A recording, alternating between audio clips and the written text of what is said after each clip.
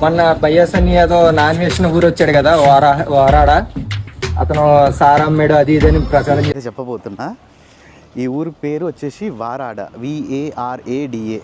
So ఇప్పుడు ఈ shutter చూస్తున్నారు కదా, ఇది ఈ అన్వేష్ అనే పర్సన్ ఎవడైతే ఉన్నాడో ఆ ఊర్లో వాళ్ళు ఇక్కడ ఉండేదన్నమాట.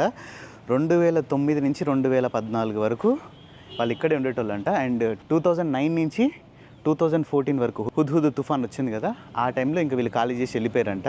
5 సంవత్సరాలున్నారంట ఈ ఊరికి వచ్చినప్పుడు. వాళ్ళు జీరో, వాళ్ళ దగ్గర మనీ ఏం లేదంట. ఈ ఊరికి వచ్చి ఏం పని చేశారంటే ఇక్కడ సారా బట్టి అంట. మీరు ఈ ఊర్లో ఎవరు వచ్చి అడిగినా కూడా మీరు చెప్తారు. నేను ఒక 2-3 అడిగినా వాళ్ళు వచ్చి కెమెరా ముందు ఏమైనా చెప్తారేమో అని చెప్పేసి చెప్పలేదు. బట్ ఈ చుట్టుపక్కల ఎవరన్నా, మీరు యూట్యూబర్స్ ఎవరైనా ఉండి మీకు ఈ ఊర్లో ఎవరన్నా చుట్టాలు ఉంటే అడగండి.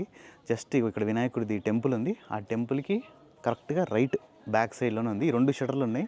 ఈ షటర్ కాదంట, ఈ షటర్లో ఉండేటోడంట. ఈ దొంగనా కొడుకు ఎంత పెద్ద సొల్లు చెప్పిండు వీడు. మా నాన్న వాచ్మెన్, నా లవడ లసన్ అని చెప్పిండు వీడు. బోకు నా కొడుకు. ఈ బోకుగాడు వీళ్ళు ఈడ చేసింది ఏం చేసిరో తెలుసా? సారా కాసే వ్యాపారం వీళ్ళు చేసింది. 5 సంవత్సరాలు ఈ ఊర్లో వచ్చి సారా కాసి ఫస్ట్ వచ్చిన సంవత్సరమే ఈ ఊర్లో ఉన్న అందరినీ ఎదిరించేసి కాంట్రాక్ట్ వీళ్ళు పట్టుకున్నారంట. వీళ్ళు చేసే బిజినెస్ ఏంటంటే సారా వ్యాపారం వీళ్ళు చేసేది. ఇక్కడ 5 సంవత్సరాలు సారా వ్యాపారం చేసిన తర్వాత ఎప్పుడైతే హుద్హుద్ తుఫాన్ వచ్చిందో అప్పుడు ఇంకా ఇది ఖాళీ చేసేసి వెళ్ళిపోయారంట.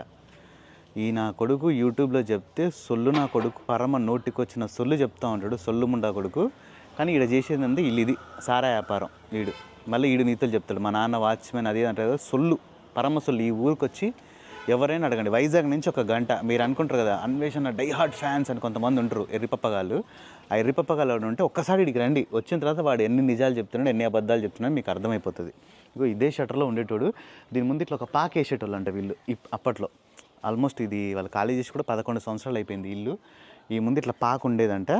అండ్ ఇక్కడ వీళ్ళు చిన్న ఉంటాయి కదా చాక్లెట్లు, బిస్కెట్లు అవన్నీ అమ్ముకుంటూ దాంతోపాటు అది సైడ్ బిజినెస్. మెయిన్ బిజినెస్ ఏంటంటే సారాయి. ఇక్కడ అందరికీ మొత్తం తాగిచ్చి మొత్తం మడగుడిపించేటోళ్ళు అనమాట. ఈ ఎర్రిపుగ్గాడు ఈడొచ్చి యూట్యూబ్లో నీతులు చెప్తా ఉంటాడు. ఈయన్ని ఏ చెప్పుతో కొట్టాలి ఈ బోకునా కొడుకుని అనేది ఇంకా చెప్తున్నా కదా. ఇంకో ఈ వీడియో వాడు చూస్తూనే ఉంటాడు. అరే బోకునా కొడక, బురదలో పంది బతుకుతుంది, నువ్వు బతుకుతున్నావు, ఎందుకు ఎదవ, పోయి తాగు, మీ ఇంటి ముందే నీళ్ళు తీసుకొస్తా బాటిల్లా, తాగు ముండా కొడక.